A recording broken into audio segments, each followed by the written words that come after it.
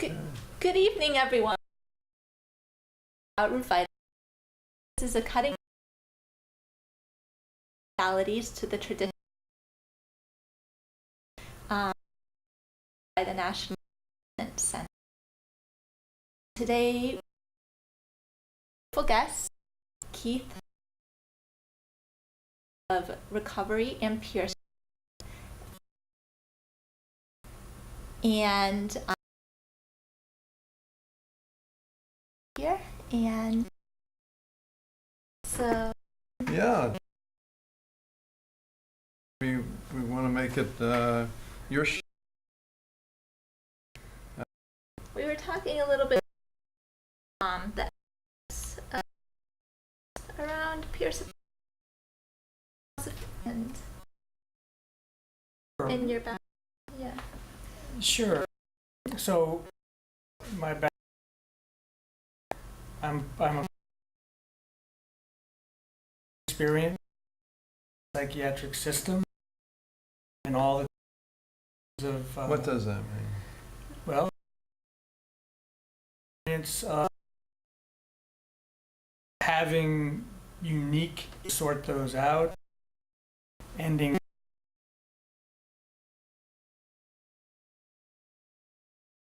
multiple diagnoses over time, and believe period of time that those experiences comply with treatment to follow instructions, the multiple years. Wasn't that the as it turns out, not always. It doesn't always for people, and it ultimately didn't.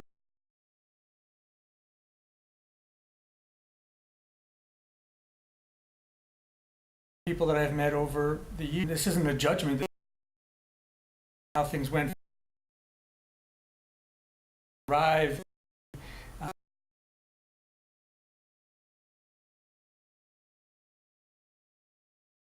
Derive any understanding. Yeah, or from a chemical in my brain.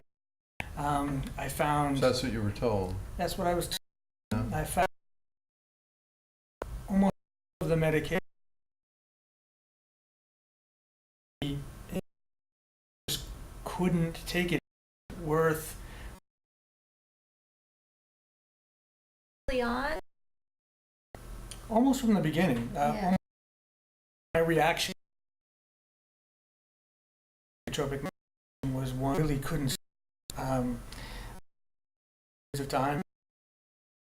There were other families saying we do this, we really do this.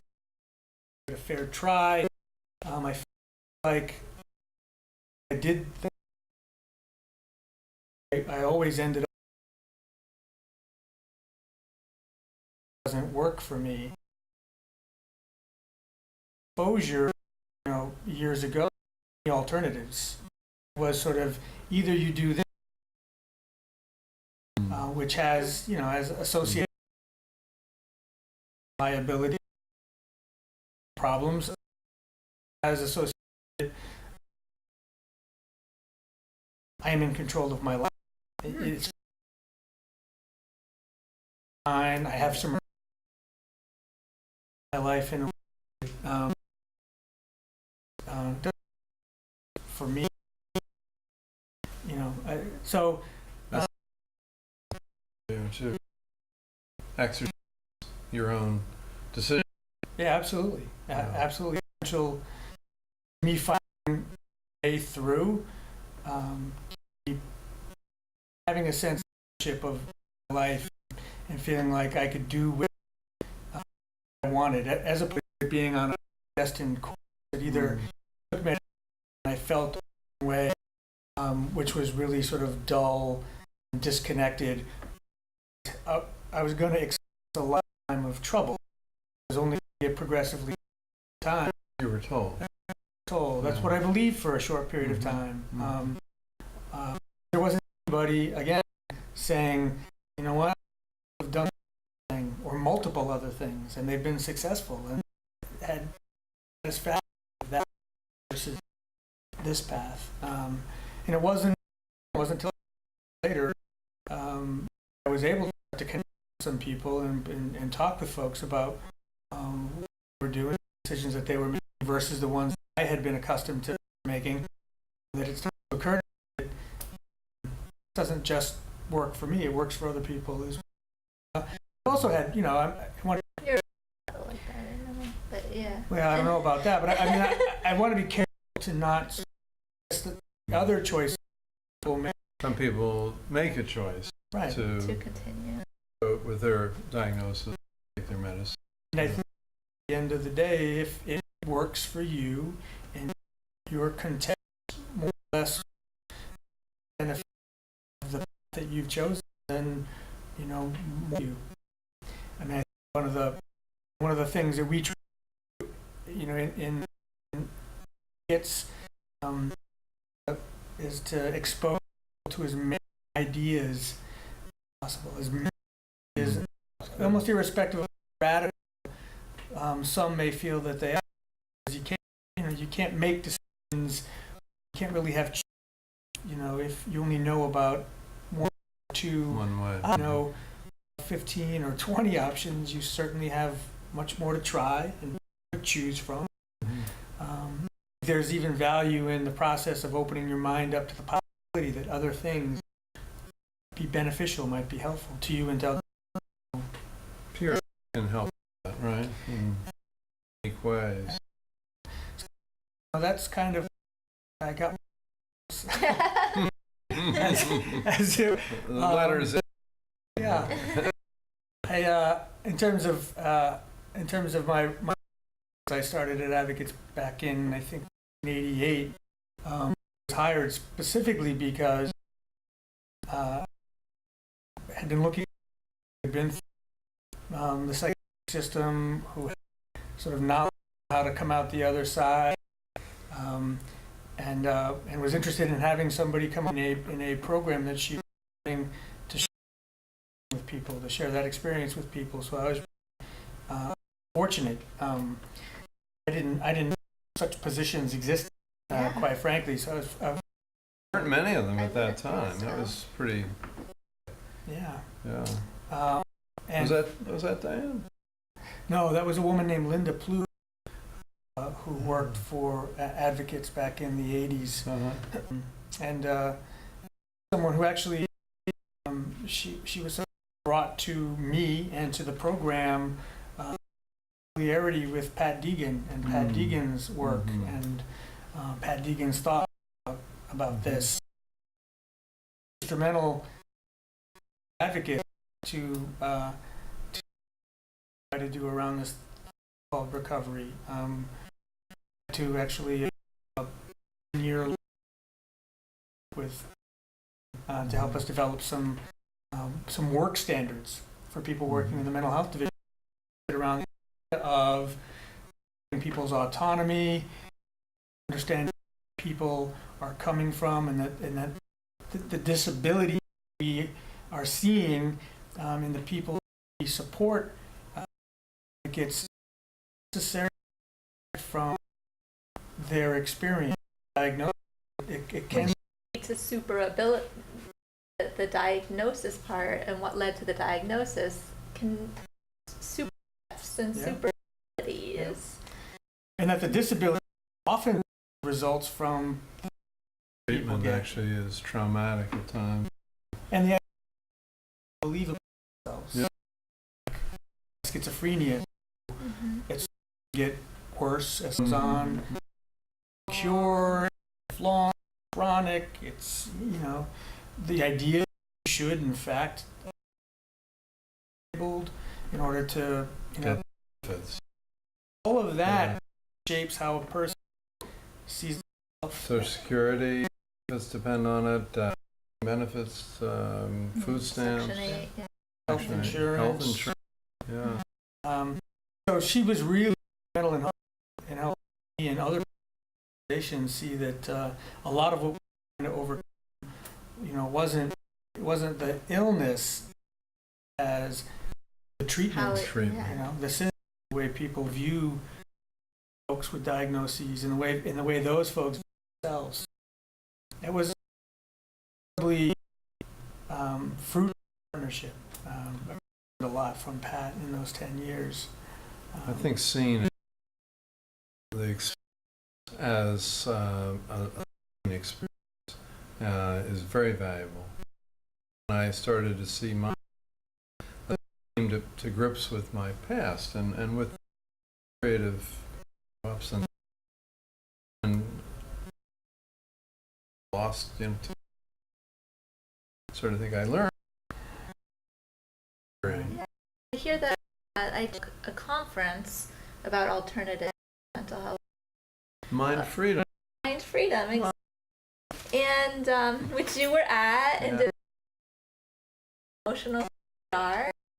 A girl came to me after your workshop, and we were talking about it and the grief that comes from the lost years they have while they're on medications, and Often is too. mm-hmm.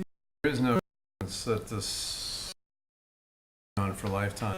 In our pre-show 2 weeks ago, we were talking to Whitaker about, you know, the new evidence that helping people to have getting off the medication is often very valuable. So that was your own experience too. Yeah. How do you do with there? Except advocates? Chris I think Gordon. a little bit. I think it Yes. varies. I have Chris on. Right, Mm-hmm. yeah. I think we're really fortunate to have Chris Gordon. I think he's excited about this and has led inside the organization to pursue alternatives and to make a commitment to helping people come off medication and reduce the amount of medication. We also have Bob Carr, also very open, willing to people they are, particularly where they are, where they consider coming off of. Mhm. So the doctor practice traditionally, if you will. They, you know, I mean, you're Younger doctors. well. These are the older doctors. The older there. doctors. I don't. Sometimes psychiatrists can Sorry. be very, very Set. and You're protective the way because they do it for a long time and that they do it with. And I think all those things are true, but I think it's remarkable folks speaking themselves up the other ways in which to and that some of the ways people have traditionally have not benefited people. I think Haven't been working. a tough position for one of the things I will give willingness to with people and feedback and have really challenging conversations about what that means for their relationship. It's really hard to have someone you have been in a treatment with for 15 or 20 years sort of comment you around what did you when did you know it and you didn't tell me that but I would gain pounds. There's a possibility that I would get diabetes. Have people sit there openly listen, give an opportunity for the individual to sort of grieve. And what's is no thing, and I give our medical staff a do that, and as you, this process of changing the culture, particularly in the medical, you know, that's long. I think, you know, we're sort of trudging along, which, you know, is hard. And how do peers advocate? Yeah. Sure. Our position is called peer specialist. Again, people with experience of the mental health system are their journey out and to a life of their own design to try other people, make and doing some of the ethics that you referenced at the beginning to do with we're doing clinical work, that is walking with people around shared experience of it's not one for one, but some it's like to be diagnosed, medicated, hospitalized, against your will. I think around connection is to keep in the people that support as possible. That's great. What I mean by that is a real mutuality. You help. That would be mutuality. That doesn't professional role, and we're about. We realize that that's even beyond we between us. If we were, for example, I think supporting enough, then if we were to write clinical about, if we were to participate in, if we and money to not do and The power difference. right. We decided to have a centralized specialist organization. How many about I think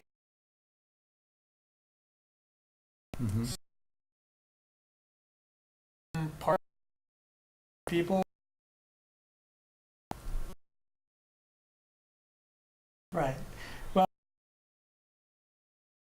and I think I appreciate the resource.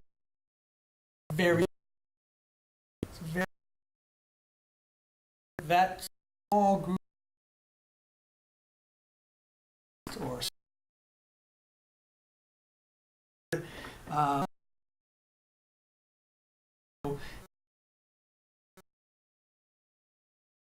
we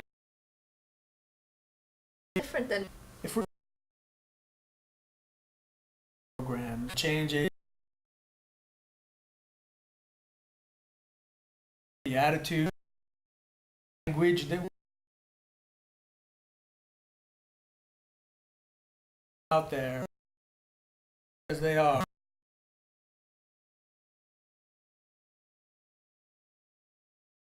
People who have this. I sit on senior, which is seniors country actually. I think this meant was that if we're so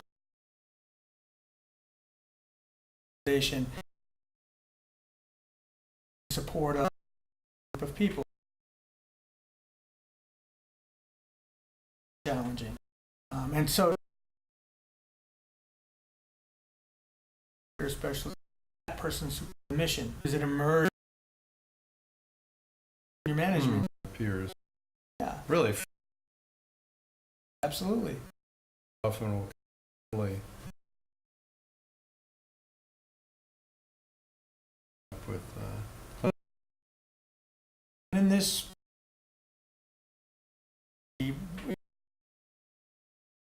thing informed adequate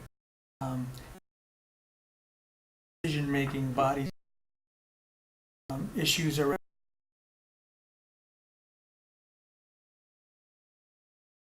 to bring that to the allow people from the clinic actually at Riverside, because meals have it say never get a there are no lunches. They said, well, they're sure of that. Well, yeah. it was like Pavlov, you know.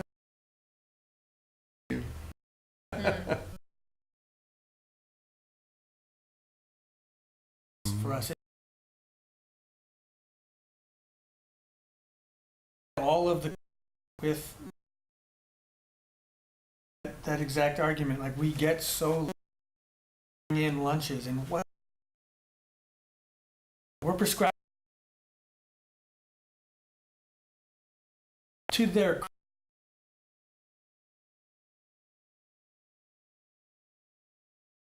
that this it, the person Yeah. serve in some way is to prescribe.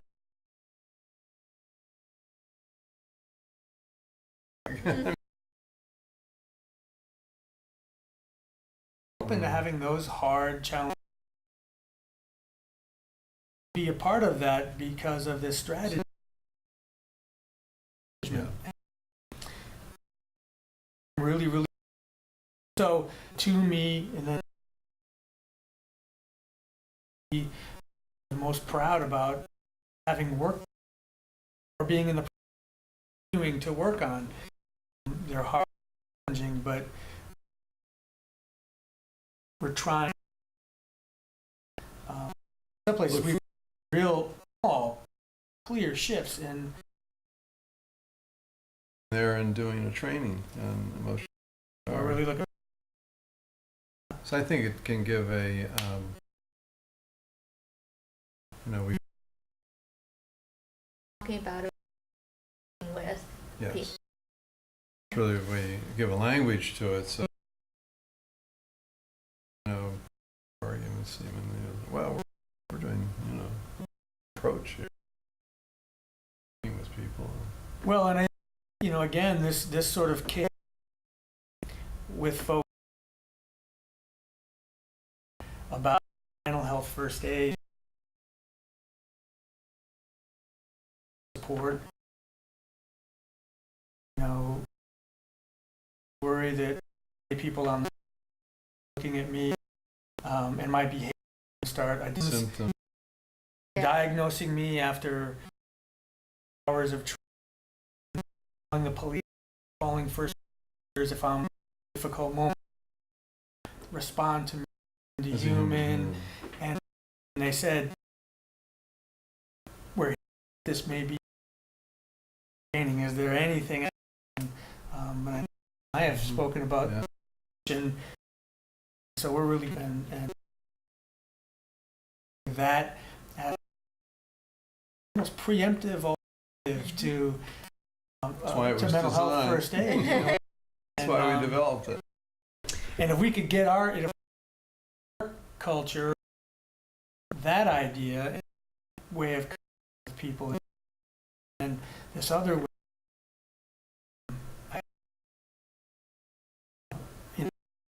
still we had the large Yeah. Yeah. this Mhm. versus that. Mhm. I think Well, I think really the communities as a whole, jobs, it's all to sort of spread out, and maybe you all can. yeah, So we'd like to be a thank part of it. Yeah, thank you. Thank you. Thanks for us. It's been a lovely show. So Yeah, Thanks for Very having much me. appreciate I it. appreciate it. well, to opportunity to get to know you.